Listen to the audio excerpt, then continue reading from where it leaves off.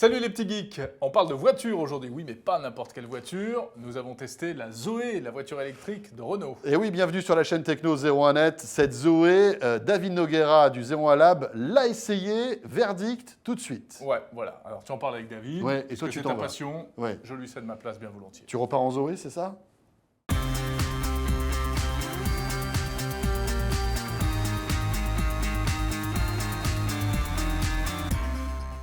Et donc pour parler de cette nouvelle Renault Zoé, David Noguera nous a rejoint. Bonjour David. Salut François. David est allé au Portugal tester la Renault Zoé. Et oui, pour 01 Lab et pour nous donc.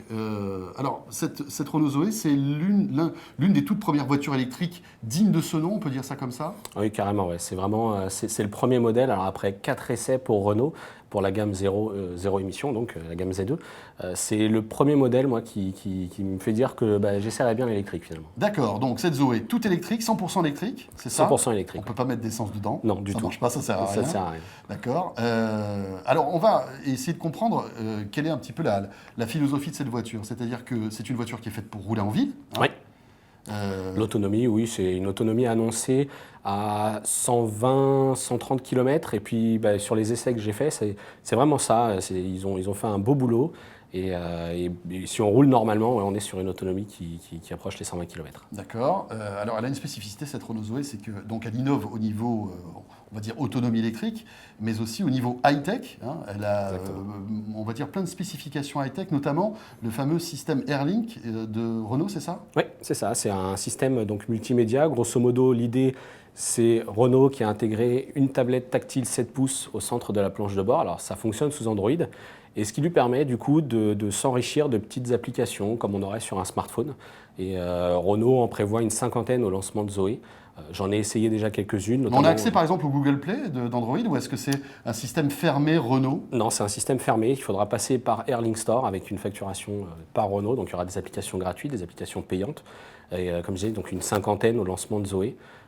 Donc d'ici la fin du mois. D'accord. Alors, à noter que ce système Airlink, donc cette tablette tactile donc de 7 pouces made in Renault, n'existe pas que sur la Zoé, hein, David, hein? Non, elle est aussi montée sur Clio 4, effectivement. D'accord. Et sur les Zoé, elle est sur tous les modèles, hein? Elle est sur tous les modèles, ouais, parce qu'elle apporte beaucoup de spécificités. C'est que Renault a intégré tout l'aspect électrique du véhicule au sein notamment de la partie GPS. Donc quand tu vas saisir ton adresse pour aller par exemple chez les amis, tu pourras voir directement sur un système d'infobulle à l'écran si l'autonomie qu'il te reste dans la voiture te permet de te rendre à Ah destination. oui, d'accord. Donc la tablette va t'indiquer le rayon d'action, en quelque sorte, que tu ça. peux avoir avec l'autonomie qui te reste dans la voiture. Dans la voiture, ouais, directement. D'accord. Et ça va te dire si tu peux revenir aussi?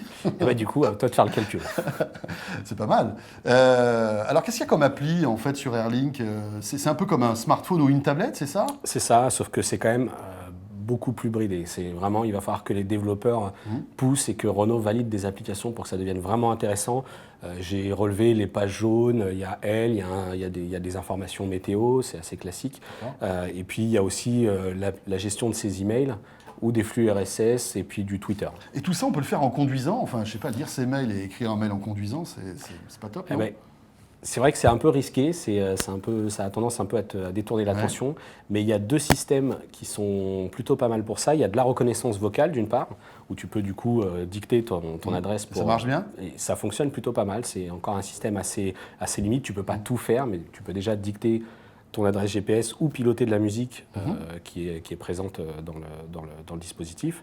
Et tu as aussi la fonction text-to-speech, qui est cette fois-ci la voiture qui va te lire toutes les informations. Si tu veux consulter ton flux d'infos le matin, tu lances ce système et puis ça te lit les infos. Conseil représentatif des institutions juives de France, CRIF, Richard Presquier, a dénoncé. C'est presque un instrument indispensable, finalement. Hein, ah oui. Ne serait-ce que pour le rayon d'action, l'autonomie, etc. On le disait tout à l'heure. Ce qui est intéressant aussi avec ce Airlink, c'est qu'il peut se connecter à votre smartphone, c'est ça? Directement, oui.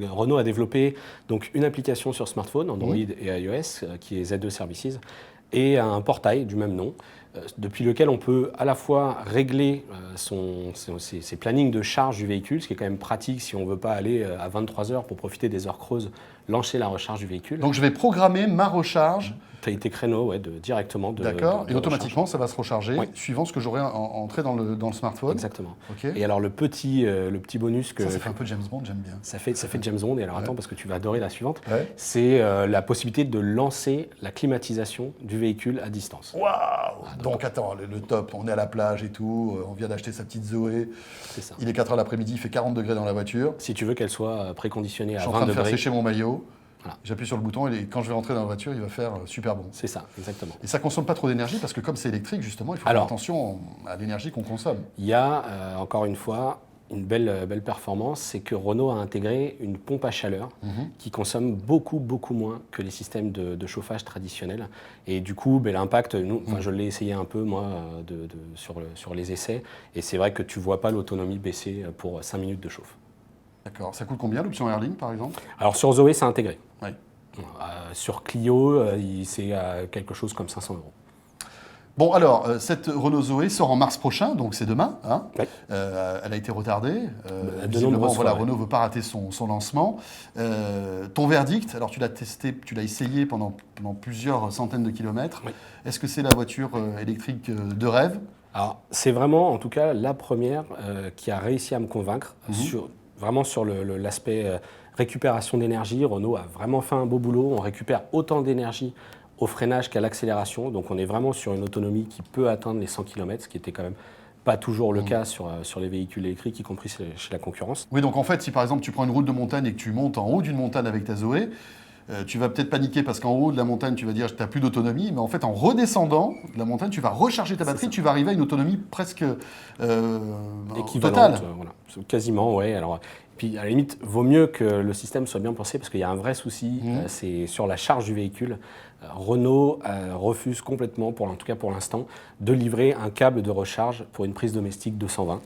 Donc oui, tu peux effectivement faire la D'accord. grimace. C'est-à-dire que je ne peux pas recharger cette Zoé avec une prise électrique normale? Non, tu ne peux pas aller chez des amis, faire 70 km et te dire je vais recharger et refaire 70 km dans l'autre sens.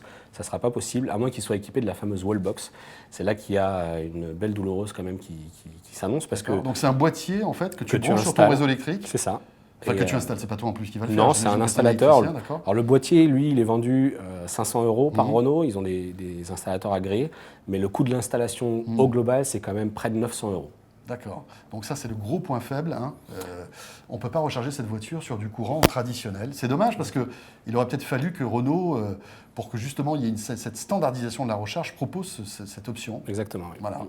Bon, voilà ce qu'on pouvait dire sur cette Renault Zoé qui sort en mars prochain. Tiens, on n'a pas parlé de son prix. C'est une voiture qui est relativement accessible. C'est une voiture qui est relativement accessible. C'est 13 700 € prime de l'État déduite, donc prime de 7 000 € quand même.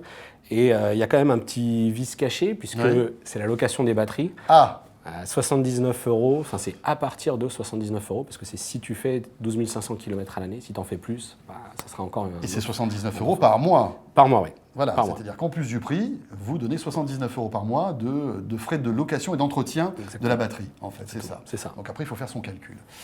Voilà pour cette Renault Zoé. David Noguera, merci. Merci à toi.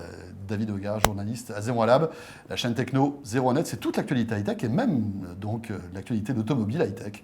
On se retrouve très vite, bien sûr.